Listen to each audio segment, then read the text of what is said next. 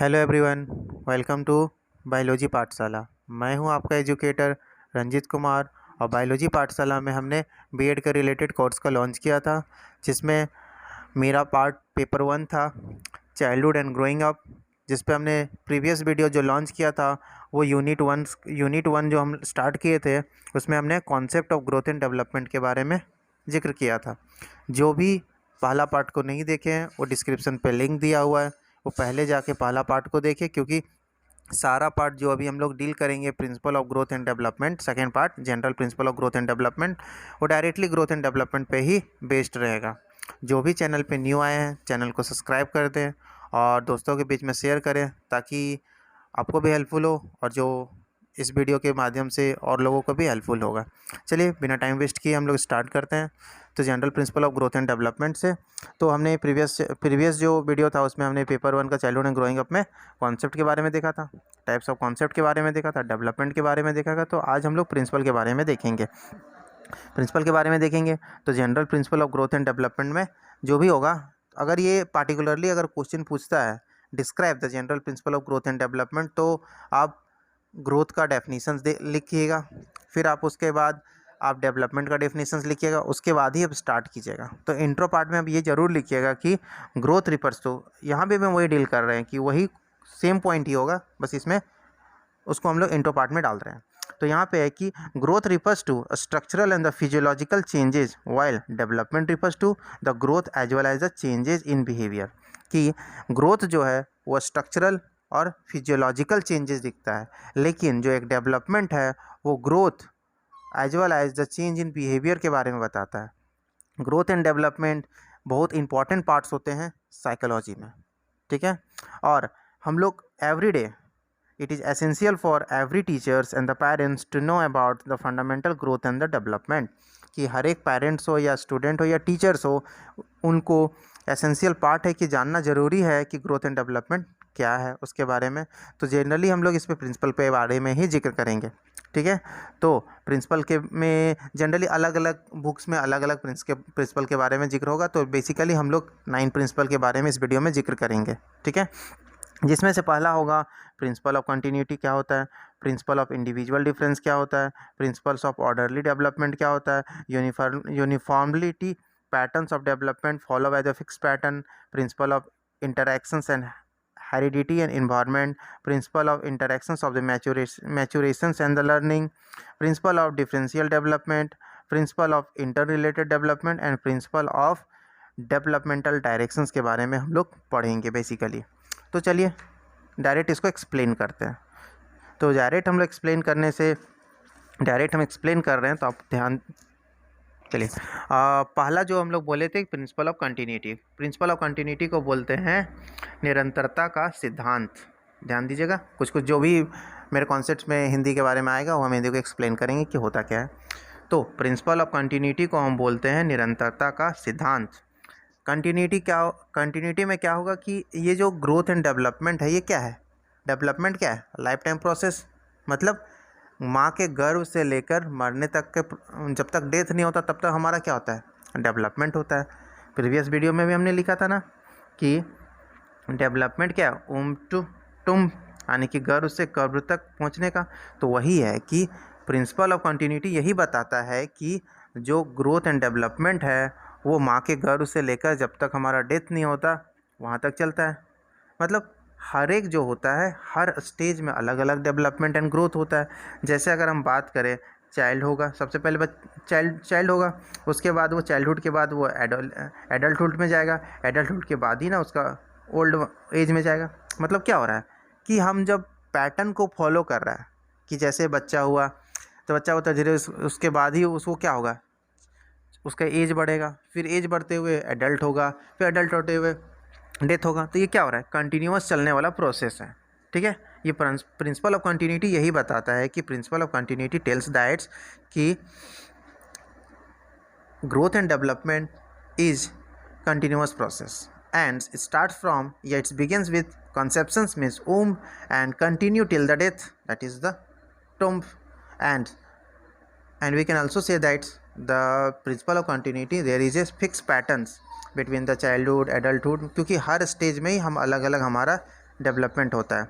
दूसरा होता है प्रिंसिपल ऑफ डेवलपमेंट डायरेक्शंस के बारे में। प्रिंसिपल ऑफ डायरेक्शंस में क्या होता है, विकास का दिशा का सिद्धांत, कि प्रिंसिपल में विकास का सिद्धांत का क्या हो रहा है। इसमें क्या होता है ना कि हम लोग देखते हैं डायरेक्शंस, ये बेसिकली दो होता है, सिफाइलोकॉर्डल सीक्वेंस होता है एंड प्रॉक्सिमल डिस्टल सीक्वेंस होता है। क्योंकि डायरेक्शंस के बारे में देखते हैं कि दिशा का सिद्धांत क्या होता है विकास के। तो जो पहला होता है सिफाइलोकॉर्डल सीक्वेंस, जिसको बोलते हैं मस्तक गोमुखी का सिद्धांत। मस्तक गोमुखी मतलब हेड, मतलब क्या होगा, डेवलपमेंट जो होगा वो हेड से लेकर टॉय तक होगा। मतलब अगर ये बच्चा है, ठीक है, अगर ये चाइल्ड है तो इसका डेवलपमेंट यहाँ से होगा हेड से, उसके बाद ही यहाँ तक आएगा, नीचे आएगा टॉय तक, अंगूठा तक। तो यही बोलता है सिफाइलोकॉर्डल सीक्वेंस में क्या होगा, developments start occur from head to toe. और दूसरा प्रॉक्सिमल डिस्टल सीक्वेंस में क्या होता है, इसको बोलते हैं केंद्र से निकट दूर तक का सिद्धांत, दूरक का सिद्धांत, जिसमें क्या होता है ना, डेवलपमेंट क्या होता है, सेंट्रल पोर्शन से लेकर बॉडी के आउटर पार्ट में होता है। मतलब जब भी कोई बच्चा होता है तो सबसे पहले उसका हार्ट डेवलप होता है, फिर उसके पास बॉडी का डेवलपमेंट होता है, मतलब हाथ पैर ये सब होता है। तो वही ये पे बताने की कोशिश कर रहा है। ये मेनली जो 2 पॉइंट है जनरली एमसीक्यू में ज़्यादा पूछा जाता है।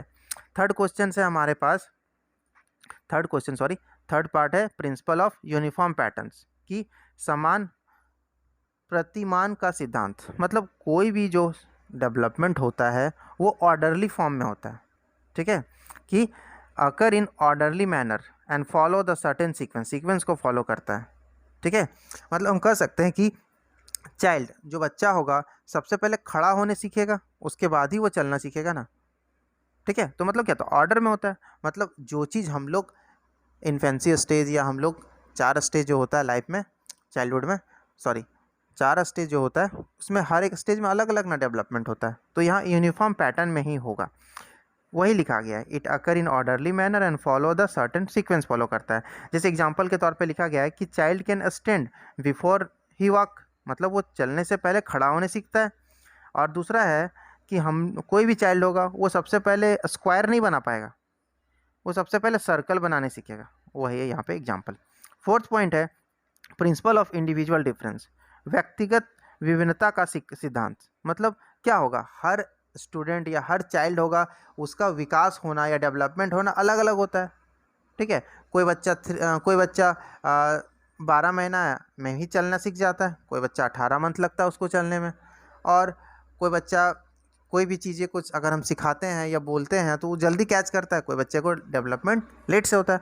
यही बताता है कि the rate and the amount of growth is not same for all, सबका जो अमाउंट और ग्रोथ होगा समझने या सीखने की शक्ति एक जैसा नहीं होगा, अलग अलग चिल्ड्रन में अलग में। एंड ये डिपेंड किस पे करता है, हेरिडिटी एंड इन्वायरमेंट पे, वंशानुकरण एंड वातावरण पे डिपेंड करता है। ये भी एक इम्पॉर्टेंट पॉइंट है कि वंशानुकरण और वातावरण पे डिपेंड करता है इंडिविजुअल डिफरेंस का, ठीक है। वही जो एग्जांपल हम बताए थे वही यहाँ पे है कि some of the child can walk at the 10th month while other walk at the 18th month. अब इसके इस बेसिस पे लिख सकते हैं। चलिए, पांचवा है the principle of development for the simple to complex, ठीक है, सिंपल से कॉम्प्लेक्स की तरफ, सरल से जटिल की ओर।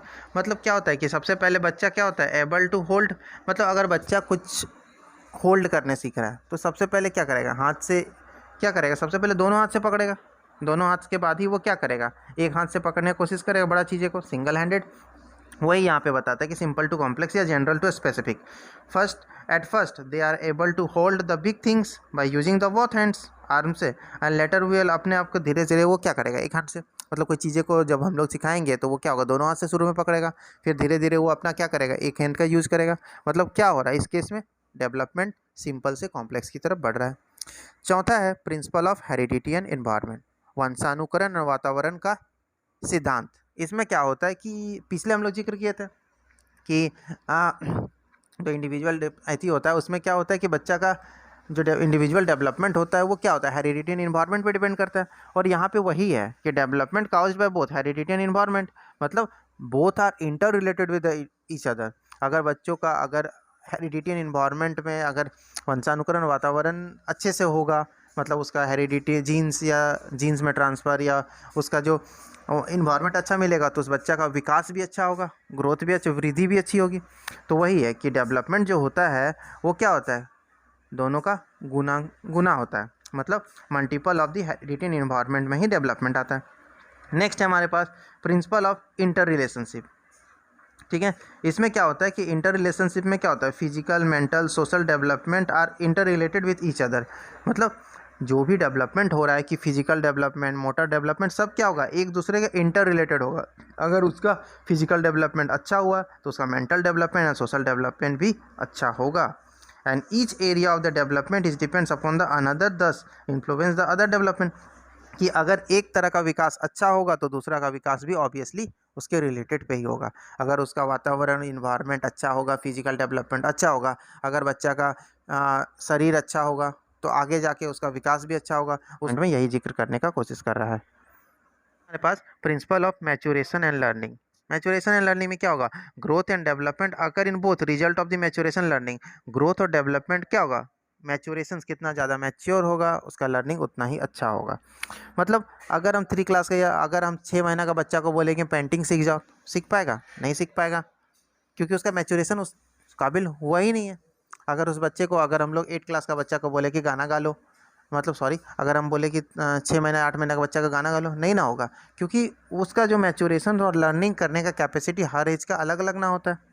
वही यहाँ पे होता है कि growth and development occur both result of the maturation learning में। If the child is neck to learn something to but a lack the maturation will not be able to. अगर उसका उस एज तक का मैच्योरेशन नहीं हुआ है तो वो चीज़ नहीं सीख सकता है।